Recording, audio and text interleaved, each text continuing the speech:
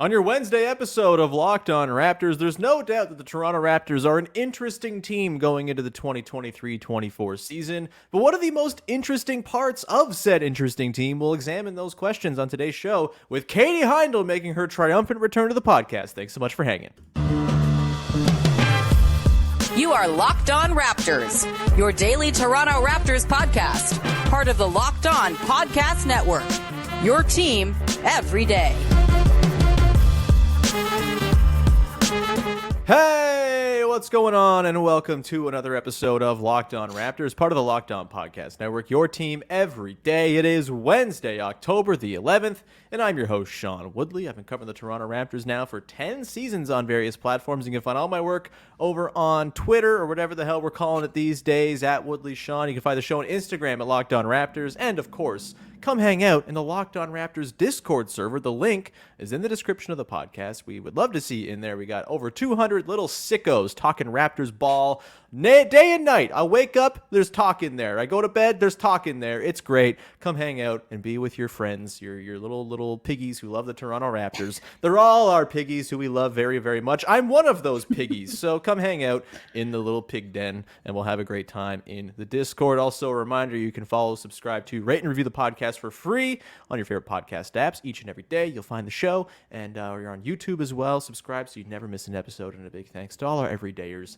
out there. Today's show is brought to you by Jace Medical. Empower yourself when you purchase a Jace case, providing you with a personal supply of 5 antibiotics that treat 50-plus infections. Get yours today at jacemedical.com. That's JASEmedical.com. All right. Katie Heindl, mid-sip of lemon LaCroix, I believe, is what we're looking at there. Tangerine. Ooh, tangerine. We like tangerine. Pretty good. Either way, Katie Heindl is here to return to the podcast. You've been away, California, doing stuff, writing, researching, all this beautiful. They're taking wonderful photos for me to feel envious about on Instagram. We're thrilled to have you back on the show, Katie. How the hell are you? I'm good. It's nice to be back. As I told you earlier, nice to be back home. Yeah. Are you, I'm just curious, are you like a pro vacation poster, like of 100%. Other people? Yeah, me too. I like seeing it. I don't like it when people are like, save it. Why post it? Like, save it for yourself. How dare you have a nice trip? It's like, actually, I love seeing people's vacation photos because I'm like, oh, that sometimes you're like, that place looks sick. I want to visit. Or you're just happy for your friends to be out there in the world. 100%. Or in some cases, it's like, oh, that place looks really nice. The pictures probably do it justice. I don't ever got to go there. It's all good. It can be useful on many, many fronts. Pro vacation posting. I think it's not. You can get like incessant with it, I'm sure. You don't want to be like too over the top with, look at how luxurious I am or whatever. But I don't feel like most people end up doing that. I think they're just happy to be on a trip that they're enjoying because they've saved up their hard-earned money and vacation days to go do it. Celebrate. Post it. What's Instagram for? If not cool pictures of landscapes, I say. All right, Katie, with that out of the way, let's dive into today's show. On today's show, we are going to dig into some of the most interesting questions that we feel are circulating around the Toronto Raptors going into this year. I have made the point, I'm not sure this team is going to be especially good, but I do think they're going to be especially interesting and kind of fascinating to watch the whole experiment unfold. And that, in its own, is kind of worth tuning into a full season for, in my estimation. And there are, of course, some questions about this team that are more interesting than others. We will get to yours, of course, throughout the show. We have a few prepared each. But, Katie, I want to begin with this one because I do feel like there is a bit of a feelings undertone to it. And, of course, you are the basketball feelings expert here. And I think my biggest, most interesting question that I'm going to kind of be keeping an eye on this season and sort of grappling with is, just how powerful can a coaching staff be? On two fronts. It's the on-court stuff and it's the off-court stuff. How powerful can a coaching staff be in terms of overcoming the very clear limitations with a roster, which the Raptors roster, as we've talked about, has many of them. There's not a lot of pull-up shooting or shot creation. There is overlap of skills. There is a bit of a sort of amorphous bench of dudes who may or may not fit in. and all sorts of things they're going to have to do to get creative to turn this team into something better than like the 25th best half-court offense in basketball in particular. I'm fascinated to see if personnel can be warped by a coaching staff in a way that is creative and revolutionary and able to kind of overshoot what their sort of raw talent might suggest. And I'm also fascinated, Katie, in the off-court stuff and the whole vibes situation, the culture situation, which, of course, Masai Ujiri talked a lot about at the end of last season. There was a lot of talk about it coming into media day. And early returns, everyone seems to love Darko. Everyone seems very happy. This is also what happens in the first week of the preseason for literally every team that is not the Philadelphia 76ers. And so I'm curious, Katie, like, how do you kind of view this question as a thing hanging over this season? Is that something you're also kind of interested to see how it all plays out, and whether the vibes are something that can be sort of created by a coaching staff that then lead to more winning, or does the winning kind of have to come first? And if they start 2-7, is the whole vibes thing out the window really quick? This is a true chicken and an egg, huh? Right. We'll do plenty of philosophy over the course of today's episode, I'm sure. I think you need like a baseline of decent vibes to win, because otherwise, yeah, you're competitive. You want to win in the NBA, but like for a team, especially like the Raptors right now, they're not really shooting for like top tier contention. No. They know that's not where they're going to end up this season. So then what's your motivator, right? I think it's like a long-term situation, at least. Why else like switch up the entire coaching staff? So you're hoping to turn the team around this year, like introduce and develop a new style of play, kind of new team culture, chemistry, whichever kind of thrown around word you'd like to use, and carry that forward into the future. So again, just like more of a long-term thing, but you got to start strong. You got to start with like these guys wanting to buy into that, then I think what winning does is helps to solidify, right? And kind of like reestablish this foundation, shore it up like at every step that you go along. Because then if you introduce this and you don't win, then, basketball is still pretty results driven at this level. I also think that's what the, Masai Ujiri and Bobby Webster and like that tier of the front office are looking at, like proof of concept, right? Like we switched everything over. We handed the kind of the everything that we have to a new coach and that coaching staff. We've empowered them to change the team. We desperately know we need to change the team's vibes optics wise. Things are not going so great. You've got like these big albatrosses kind of hanging around the team's neck in terms of huge, pretty enormous pending contracts. UFAs. Yeah. Just like hanging out there in the ether. So you need proof of concept pretty quickly. And I think just like a few fun early season wins when like stakes aren't that high will do that. Again, like we always have to, I think with this team, especially this year, like we have to really measure it with like, what is their end goal? Is that like a play-in spot? Would that be really worthwhile for the team? It's weird to say like experience, because a huge chunk of this team doesn't need that experience. Like they've had already the best kind of like playoff experience in a championship that you can have. Only three and even guys on this team were there though. But like, and then I was going to say like even the vets, right, that you've brought in, it's just like, they've been around the league and they've been around enough to, whether or not they've been on like championship teams, they've still probably been in the playoffs. So the experience is like, you also have to weigh that, because you're not trying to just like make Pascal Siakam, O.G. and Anunoby like go through, even Chris Boucher, like those guys like go through the motions of that. But no, to your question, like a coaching staff can't just like single-handedly turn it around. You need buy-in from the other side. It's too soon to tell if that's happened. It seems like, surface level, by what like the videos at least I was seeing, the clips I was seeing, what I was hearing out of training camp, and that first preseason game, sure, things look very promising, but there have to be some, what's the right word for this? Like assurances, maybe? Yeah, like I feel like the, getting into the season and actually having some of those like nice victories early on, right? And it doesn't even necessarily have to be like games, like on a game by game. It's like, oh, Scotty Barnes looks like a dude, and everyone Mhm. kind of realizes it. Or, Pascal Siakam's really thriving in a sort of more off-ball role where he's kind of a second side attacker, and it's like, oh wow, we're kind of back to peak Pascal again, or like stuff like that are sort of signals that the refined process is in fact working and instilling some change, some sort of affirmation that it's all working, I think is going to be huge early on. And I really think, like, if anything, just like avoid a 1-6, 2-7 start, right? Like, I think if you can avoid something like that, I think the baseline that you were referring to seems to kind of be there as far as like the coaching staff. I think it's pretty clear they're on the players' side. They're here to support. They are here to offer counsel. Mhm. They're here to sort of put everybody in the best spot to succeed. How does that hold up if you have an awful start? We'll see. But I do think, to your point, the chicken or egg thing, I don't think you can just walk in without some sort of baseline of good vibes and expect things to really. And it is like a positive feedback loop, right? You get a baseline of good vibes, you start to win, it all kind of snowballs. And it's kind of the inverse if you don't have a baseline of good vibes, which last year's team certainly did not. And, when you didn't have that baseline and results started to go a little haywire, things were great the first month of the season before Pascal got hurt. Awesome, wonderful. But there was all this underlying stuff that was still kind of percolating.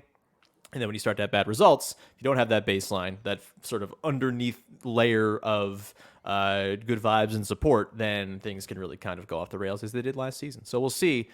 I will say it's a lot they've put on Darko Rajaković and his staff. They've got Yeah. this roster that's weird and ill-fitting in a lot of ways that had a really down year last season. They lost an important contributor to that team, and they're like, well, the vibes will fix everything, right? That seems like a lot to put on Darko and his staff.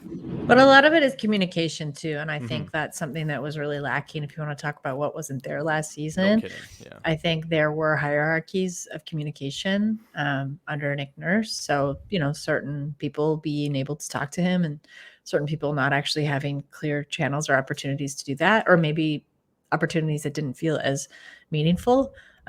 Whereas all I've heard from players, and staff is that Darko, they've like talked more with Darko than they ever did.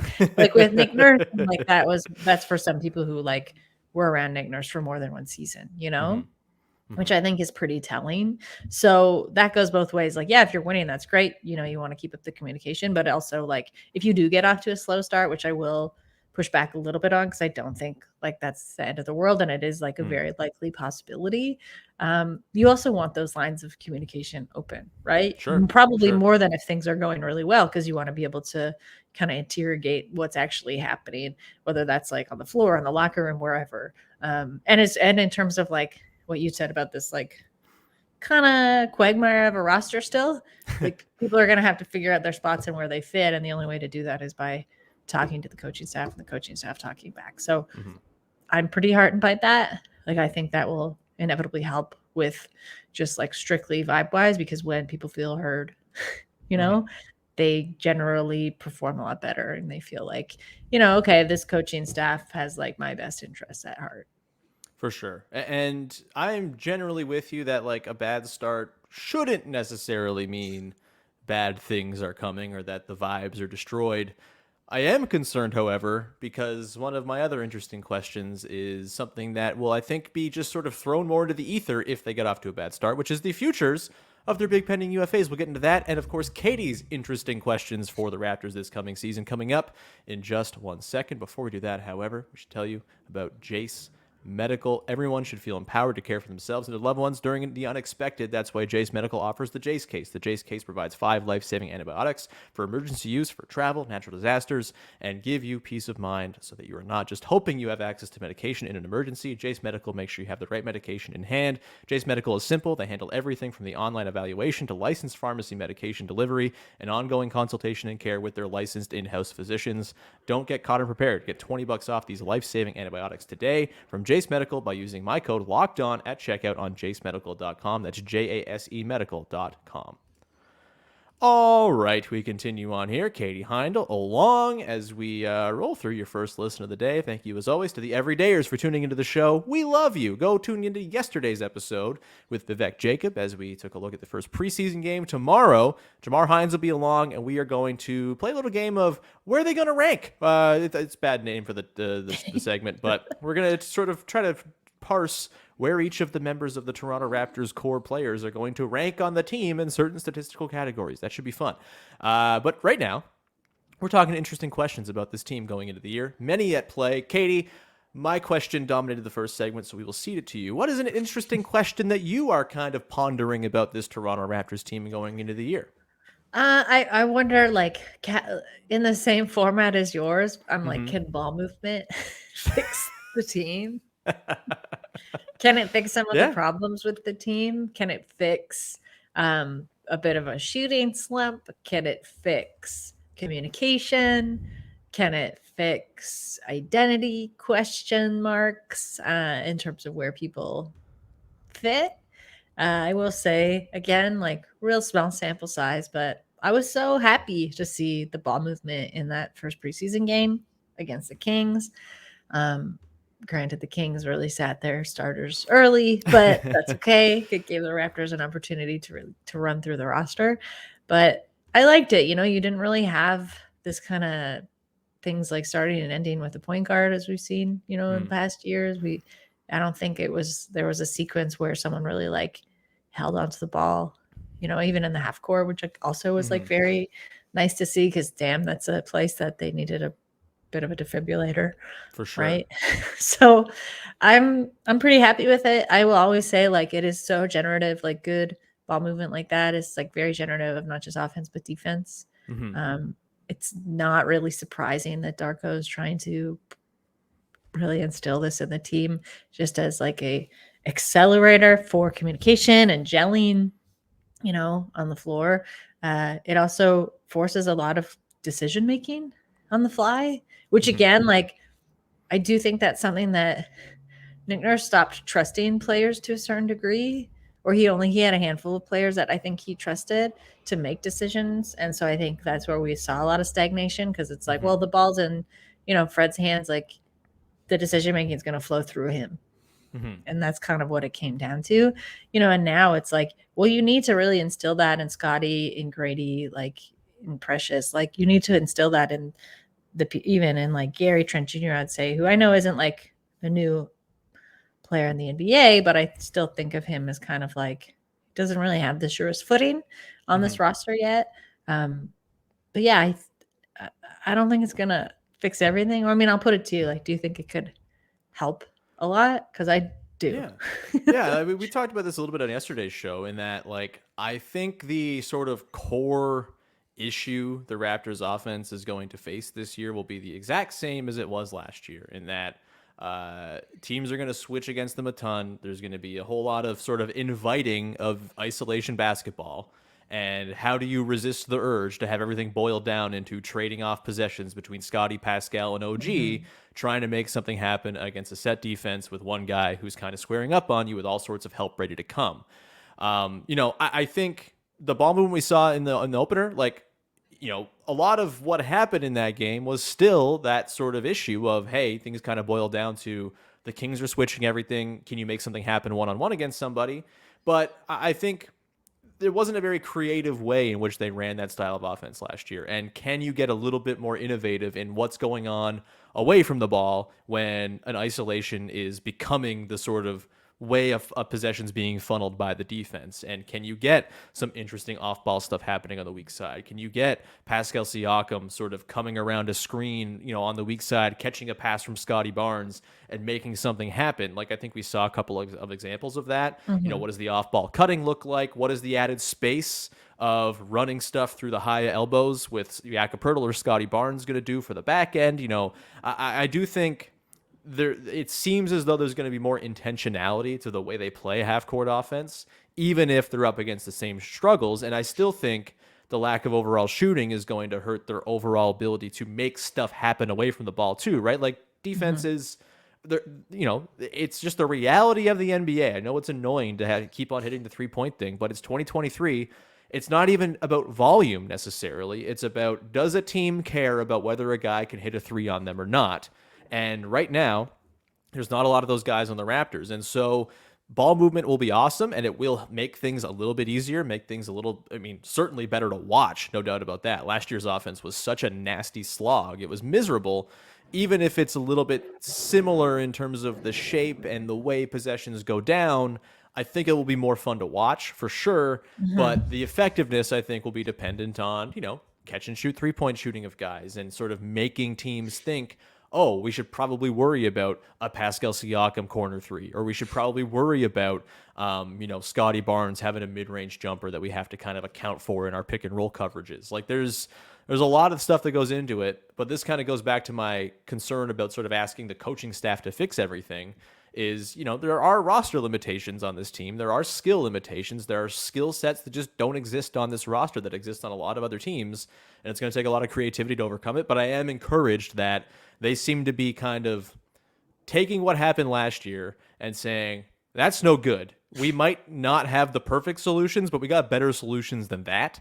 And I think that is at least, an encouraging sign from the first game. Hey, maybe things kind of boiled down into iso ball again, and we're all pulling our hair out. But I don't get the sense that that's something Darko Rajaković is going to allow to happen. I think ball movement, even if it's ball movement within the sort of cramped confines of an offense with very little spacing, I think will have a net positive, effect on, if not the overall production of the half-court offense, certainly the watchability, if that makes sense.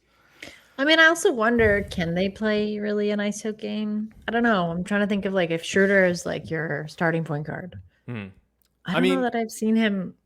Like I've seen him be ball dominant and in a way I don't like, but it doesn't really work with this team. Yeah, I mean, like Schroeder Yak is in theory a pretty decent pick and roll combination, but how effective is it if teams are helping off of Pascal and Scotty and cramping up the middle of the floor, right? Like it all kind of comes back to that. Is what are defenses doing? How scared are defenses of your shooting gravity? So, yeah, they're not set up. Like I think the ideal way that Darko would like to play, based on the way he speaks, is like spread pick and roll. I think that's his like dream style of offense, is spread pick and roll, where you use the pick and roll as the initiating element of every possession, and then from there stuff flows. Whether it's whatever the coverage is the defense is throwing at you, you adapt to that, you react there, and then you have the possession kind of coalesce after that. I just don't think they're going to be able to run standard pick and roll, and that is where I get a little concerned about it being a little bit samey to what last year was. But again, I think they're going to have more interesting and creative counters to, all right, Scotty has a guy on him. He's kind of doing his bully ball thing. What are we doing away from the ball instead of just like standing there to support this possession and open up potential avenues for offense, right? Like I think... Yeah, like it's going to be a challenge for Darko. Again, I don't think the roster is exactly what like peak Darko Rajaković ball would look like if he was given truth serum, but that's the challenge of being a head coach. Yeah, and I don't know what that actually looks like yet. Like, yeah, I'm kind of curious, Yeah. The coaching thing is so interesting, Katie.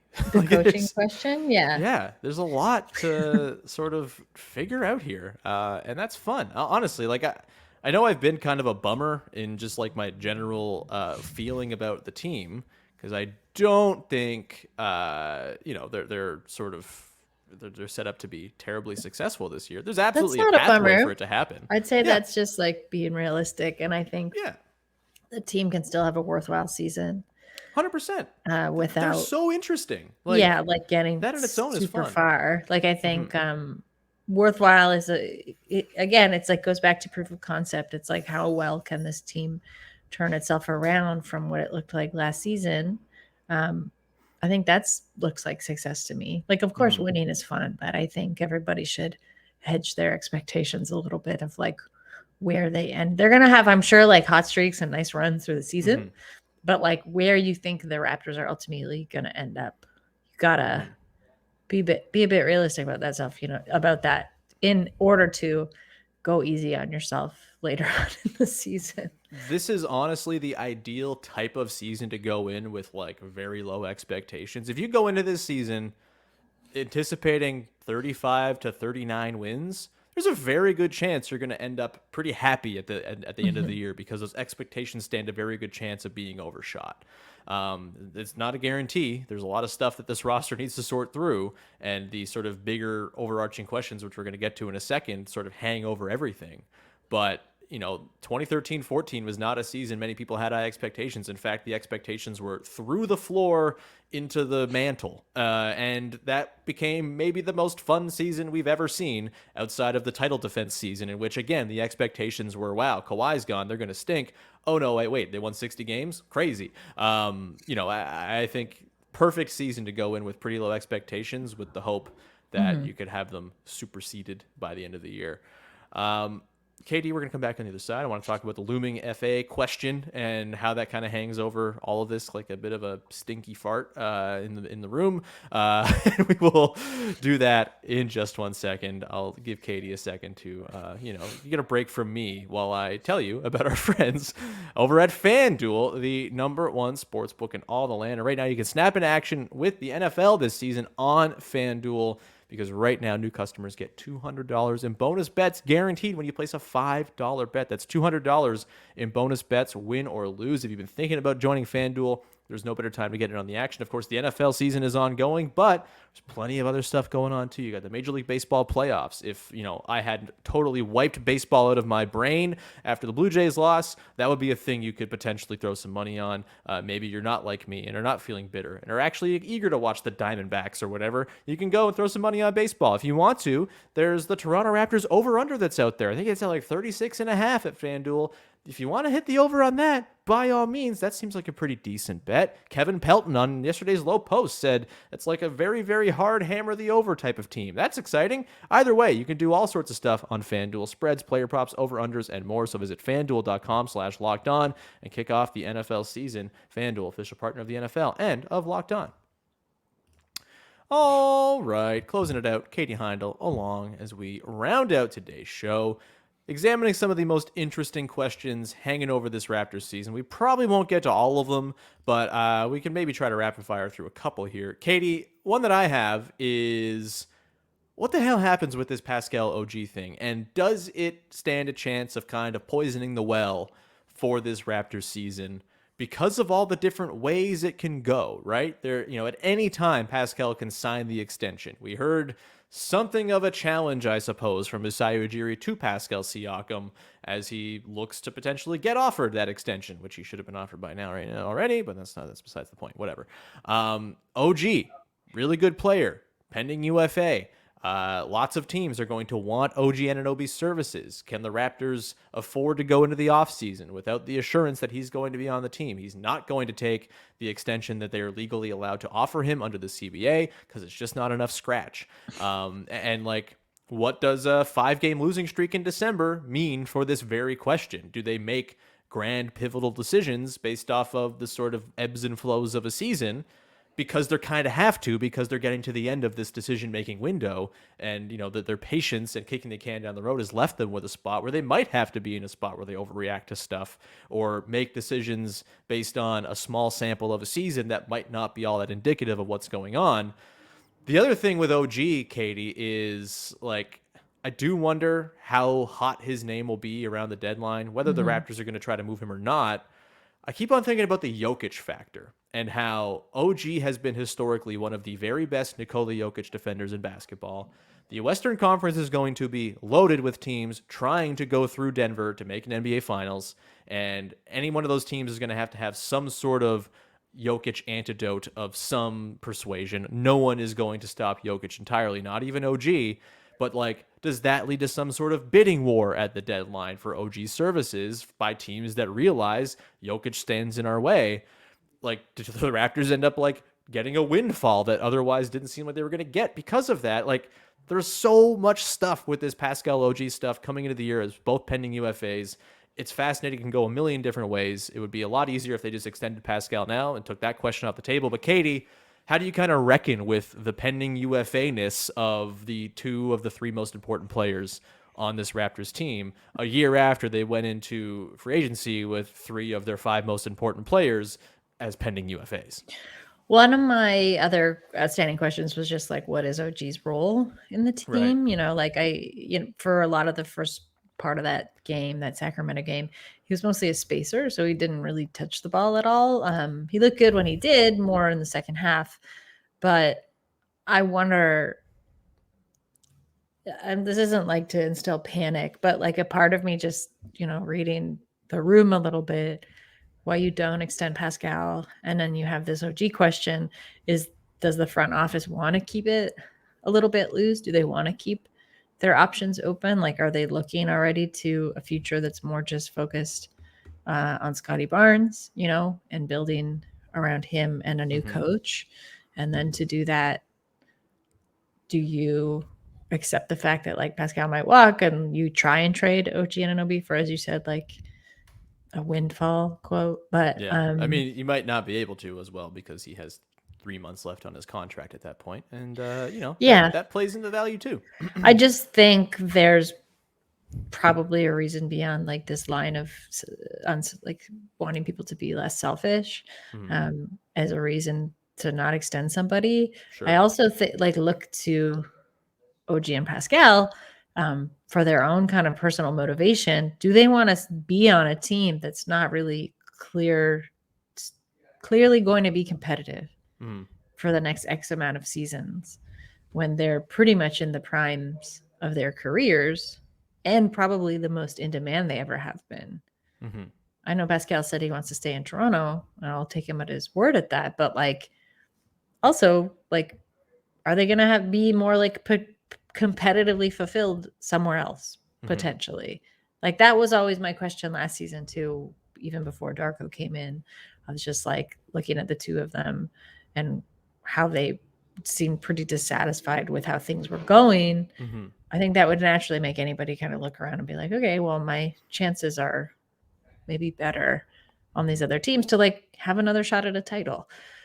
So I think those questions are there for a reason. I don't know. Again, like, not to instill panic, but I can kind of understand when something like when someone just keeps saying the same thing, but like something doesn't happen, as like with this extension of Pascal, you got to read between the lines a little bit.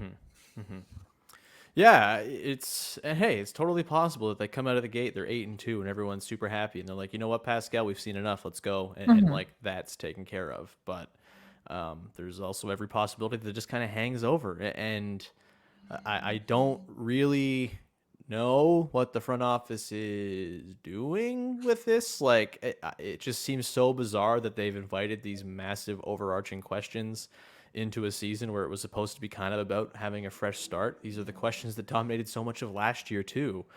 I'm curious to see where it all kind of goes. Does it derail the vibes if there's sort of trade talk around the team once again for 2 months ahead of the deadline? Does it derail any sort of positive progress when it comes to instilling a new offensive system when you have guys who are in pending UFA years and they want to go make some money? Like, it's hard. I mean, again, there's a lot on Darko Rajaković just kind of smooth over here. And again, I kind of go back to, they've kind of asked an impossible task of this coaching staff with the situation that the front office has kind of put the team in. And it's not to say that it can't work out. Like, there's plenty of ways in which this totally works out and everyone's very happy 6 months from now.